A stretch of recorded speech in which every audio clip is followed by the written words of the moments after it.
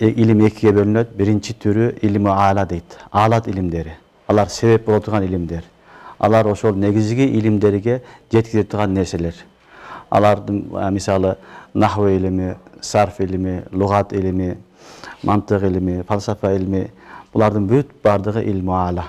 Буларды окуп биз мына максат ошол негизги илимдерге жетишлик. Негизги илимдер булар 5. Kээ бирлер 6 дейт, андан да айткандар бар. Негизи 5. Биринчиси Кур'ан-ы Керимдин илими. Экинчиси Пайгамбарыбыз саллаллаху алейхи ва салламдын хадис, сүннөттүн илими. Үчүнчүсү фикh илми. Dördüncüsü akida ilmi, beşincisi ilmu ahlak ilmi. Mına uşul 5 nerse negizgi ilim. Mına uşuna ilim de aytılınat. Kalgan okup atkan nefsеңердин бүт бардыгы ушул 5 нерсеге жетиш үчүн болот. Ушул 5 нерсени түшүнүш үчүн биз бул илимдерди окуйбуз. Окуп аткан азыркы башталгычтагы даражадагы талабалардын бүт бардыгы окуган сабактары ушул негизги илимдерге ачкыч боло турган нерселер, себептер. Негизги илимдер ошол 5 илим. Ким ушул 5 илимде махир болсо, ал чыныгы алым болот. Чыныгы алым Раббани деген алым ким болот десе, мына ушул 5 илимде махир болуш керек. Кур'ан-ы Керимдин махир болуш керек. Пайгамбарыбыз саллаллаху алейхи ва салламдын хадисинин махир болуш керек. Чебери болуш керек хадистин, фикhtин чебери болуш керек. Анан акыйданын чебери болуш керек. Ilmi ahlактын дагы чебери болуш керек. Ушул 5 илимди жакшы окуган адам ал мыкты алым болот. Ал адамдан Аллах субхана ва таала пайда берет. Анын айткан сөзүнөн нур болот. Анын менен эч качан зарарлар таркабайт. Ал адамдан ар дайым илим таркайт. Ушу окуп аткан илимдерибиздин бардыгы ушу 5 нерсеге алып барат. Андай адамдардан эч качан ыктылаф да болбойт. Фитне да кылбайт. Себеби 5 илимге махыр болот. Эгер 5 илимдин бирөөсүнө кемчилигиң болсо, sen ошол илимде кемчилик болсо, ошол илимде сүйлөбөшүң керек. Себеби билбейсиң. Билбегенден кийин сүйлөбөш керек. Ошон үчүн талабалардын бардыгына биз айтабыз, ошол окуп аткан китебиңер жакшылап окугула, түшүнүп окугула. Негизги ошол 5 илимди түшүнүп окусаңар, ошону түшүнсөңөр иншалла мыкты алым болосуңар. Мыкты аулия болосуңар, мыкты Аллахтын досу болосуңар. Ошол 5 илимдин эң башында турган башаты Кур'ан-ы Керим болот. Asıl ilim Kur'an, anın şarkı Peygamberimiz sallallahu aleyhi ve sellem hadisi. Kalgan 3 nerse uşlardan alıngan. Fiqh da uşundan alıngan, usulü fiqh da uşundan alıngan, Kur'an hadisten alıngan, akide da uşundan alıngan, ilmi ahlak da uşundan alıngan. Negizgi bulak, negizgi nerse Kur'an menen hadis. Andan çıkan mağızları, anın içindeki naticaları bular ilm fiqh, ilmul ahlak, ilmi usulü fiqh, ilmi akide bular anın içinden çıkan ilimler. Ошондуктан негизги уммул улум илимдердин энеси, негизи, тамыры бул Кур'ан менен Пайгамбарыбыз саллаллаху алейхи ва салламдын хадистери, сүннөттөрү. Ал эми Кур'ан-ы Керим балдар бүт мурдагы илимдердин баарын камтып алган, китептердин баарын өз ичине камтыган бир матын. Ийик китеп. Мындай китеп жок. Бирок Кур'ан-ы Керим мухтасар. Аллах субхана ва таала Кур'ан-ы Керимде кээде мухтасар айтат, кээде шарктап айтат. Misal Kur'an-ı Kerim'de Allah Subhanahu ve Teala akimus salat deydi. Oldu. Ve atuz zakat deydi. Oldu. Namaz okugula, zekat bergile deydi. 5 mal namaz oku degen Kur'an'da aytılmaydı. Kantı namaz okuş gerek, fajrda kança reketi var, kançası sünnet, kançası farz, 5'in kança reketi okulunat, kaysı vakitte okulunat, asır kaysı vakitte okulunat, kança reketi okulunat, mağrib nege 3 reket, işa kança okulunat, vitir vacip degen ne? Bular Kur'an'da aytılgan emes. Allah subhanahu wa ta'ala akimus salat degen boldu. Peygamberimiz sallallahu aleyhi ve sellem sünnet menen oşonu şartlap düşündürgөн. 5 mal namaz okulunat, mınday okulunat, mınday menosu farzı, mına vakti okulunat dep Rasulullah sallallahu aleyhi ve sellem belgilep bergen.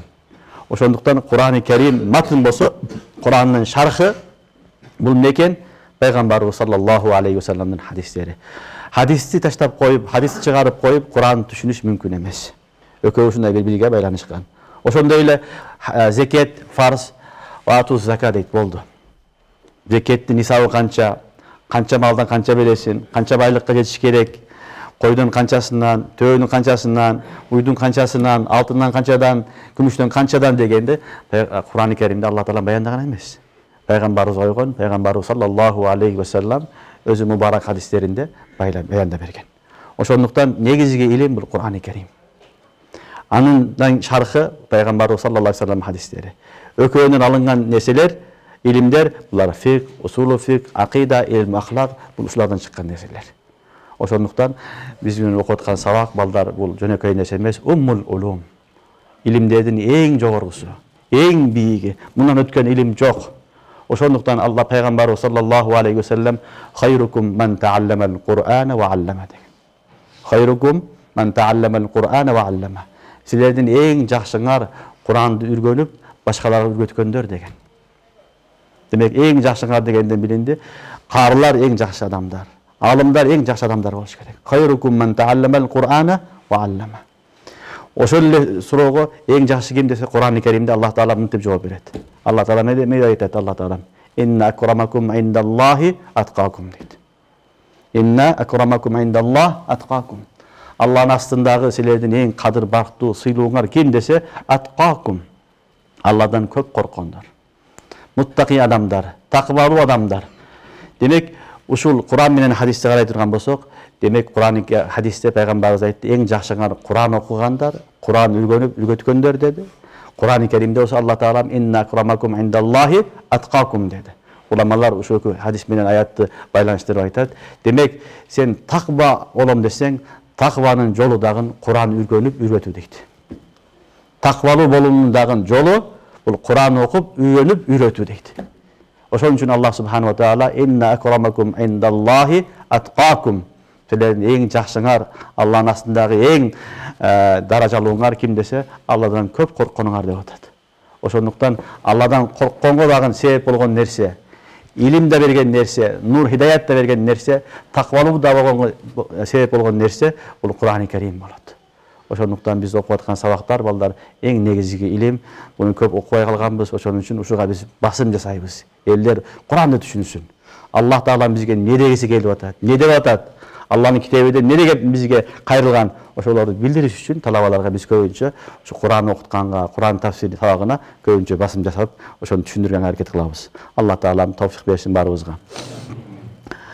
Бул Кур'ан-ы Керимдин балдар фазилеттери аябай көп. Хадисте Пайгамбарыбыз саллаллаху алейхи ва саллям айтат: силердин бирөөңөр эрте менен базарга барып, эки төө сатып алып келсе дейт. Кызыл төө дейт, өркөчтөрү бийик-бийик. Базарга бар алдабастан, кыянат кылбастан, урдабастан, ришват бербестен алып келген болсо, ошо төөсүнө караганда күнүнө 2 аят жаттаганы жакшыраак деген. Бул кызыл төө деп балдар арабтардын ошол доор айтылган. Ошол доорду азыр деле арабтарда төөлөр, кызыл төөлөр кымбат баалуу болот. Азыркы сөз менен айтканда 2 чоң жип машина. Түшүнүңөрбү?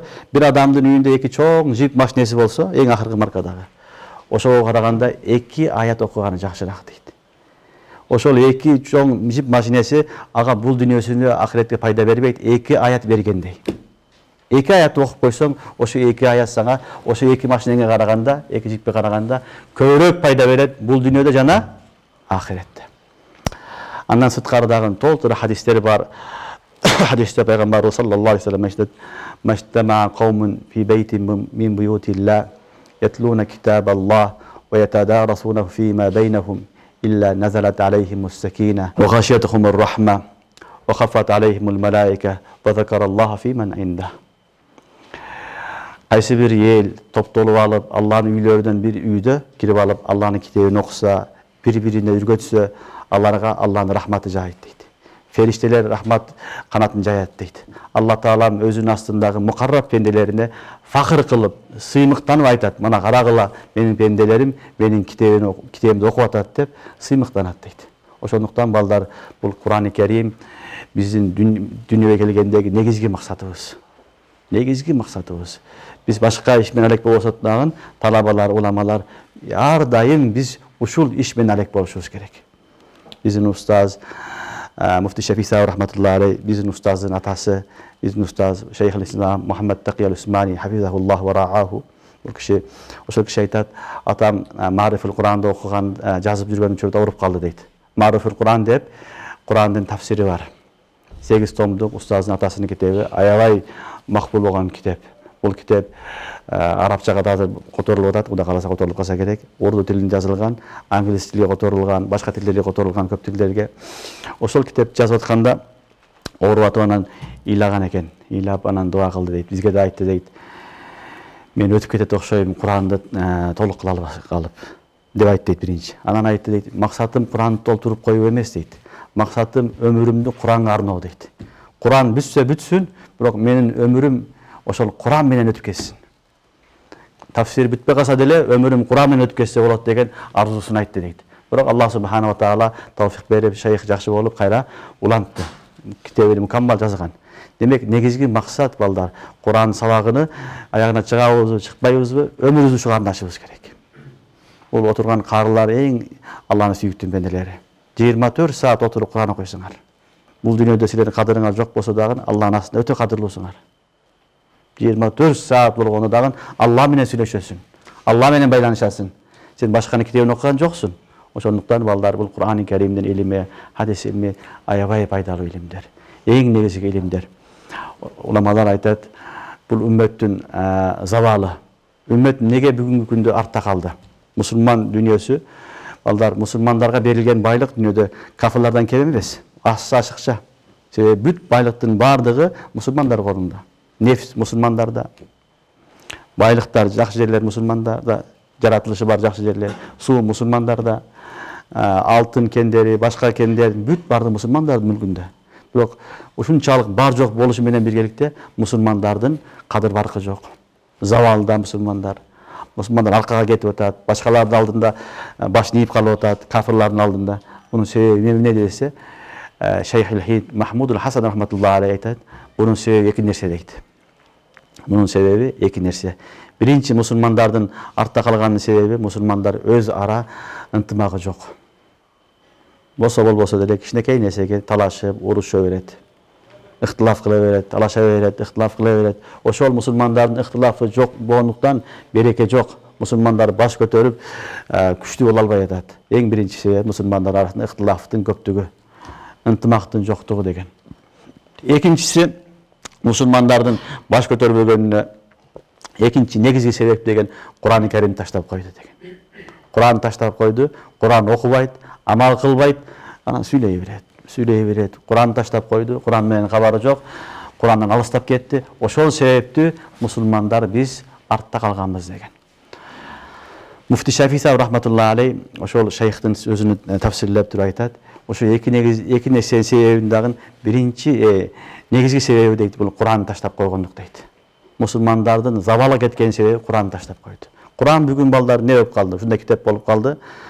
Кур'анды бир гана өлүккө окуп коет, дем салып коет, жинди чыгарам дейт. Башка максаттарда окулуп калды. Негизги Кур'анды окуп, Кур'ан менен жашайын. Кур'ан эмне деп атат? Халал деген халал деп түшүнөйүн, харам деген харам деп анан сактанайын деген адам калбай калды. Бул жөнөкөй эле бир китеп, муну окуп койсо болду. Их китеп деп өбүп жыттап, илип коет болду. Чаң басып турат, ачып окубайбыз. Алла таала баарыбыз кечирсин. Ошондуктан үммөттүн завал болгонуна артка кеткендиге дагы негизги себеп бул Кур'ан-ы Каримди таштап койгону деди. Анын себеби шейх айтат, ошол биринчи себеп дагы экинчи себептен чыгат дейт. Ортодогу баягы уруш талаштын дагы чыккандыгы Кур'ан-ы Каримди окубагандык себептүү. Кур'ан-ы Карим балдар бул жөнөкөй китеп эмес, Аллахтын тарафтан келген китеп. Аллахтын китеби. Алла таала падыша болгондой эле Кур'андагы сөздөрдүн падышасы. Каламул мулук бул. Сөздөрдүн падышасы, жөнөкөй нерсе эмес. Бул китеп бүткүл дүйнөгө түшкөн. Бул алами китеп. Бир арабка, бир жекече адамга, коомго түшкөн эмес. Алами китеп бул. Ошондуктан Кур'ан окуган адамдын не болот? Зехини дагы алами болот. Бүткүл дүйнөгө ой жүргүзөт. Анын зехини кичинекей болуп калбайт. Кичинекей нерсени билип алып, болбосо эле эл менен талашып, урушуп, жанжал кыла берет деген адам болбойт. Анын зехини не болот? Башы, түшүнүгү, акыл эси кенен болот. Ал кенен көз караш менен карайт. Анын түшүнүгү аябай терең болот. Кур'ан окуган адамдын жүрөгү дагы кенен болот. Жүрөгү дагы аябай кенен болот. Болсо эле адамдарды бул кафир, бул мушрик, бул динден чыкты, бул жаман, жакшы дей бербейт. Андай адамдар Кур'андан алыс болгон адамдар болот. Илими тайкыс адамдар болот. Алар өзүнөн башканы көрө албайт, өзүнөн башканы мусулман деп сезбейт, өзүнү гана мусулман деп сезет. Ал эми Кур'ан-ы Каримди ким терең түшүнсө, терең окуса, ал адамдын акылы да өсөт балдар. Анын жүрөгү да кенен болот. Özün ele emес, Kırgızстанга эле эмес, Орто Азияга эле эмес, бүткүл дүйнөдөгү мусулмандарды фикир кылат. Бүткүл мусулмандарды эске алат. Себеби бул Кур'ан биздин эле китеп эмес. Дүйнөдөгү жалпы мусулмандын баардын китеби. Ошондуктан Кур'ан-ы Керимди түшүнүп окуганга Аллах субханала таала анын зехинин ачат, анын башын ачат, ал башкача түшүнүктүү болот. Ал дүйнөлүк немеде масштабта элди карайт, мусулмандарды карайт. Дүйнөлүк масштабтагы маселелерди чече турган адам болот. Ошондуктан Кур'ан-ы Керим жөнөкөй нерсе эмес, Аллах таала берген чоң байлык, өтө чоң нур. Ким канчалык терең түшүнсө, ошончолук немат, ошончолук ибадат. Куранды зикир кылуу, окуу, тафсир кылуу, угуу бүт бардык ибадат балдар. Мундан өткөн ибадат жок. Бул Аллахтын каламы, каламуллах, Аллахтын сыфаты, ошол учурда экинчи тарафы да бар, бул ибадат. Каламуллах, Аллахтын каламы, ошол учурда эмне экен бул? Эң чоң ибадат. Ибадаттар башында турган нерсе. Ошондуктан Кур'ан-ы Керимге кайдыгер болбош керек. Кур'ан-ы Керим жаттаганга аракет кылайлык, Куранды окуганга аракет кылайлык, түшүнгөнгө аракет кылайлык. Негизги максатыбыз ушул Куран менен жашап өткөрсөк, иншалла биз бул дүйнөдө ахиретте бактылуубуз иншалла.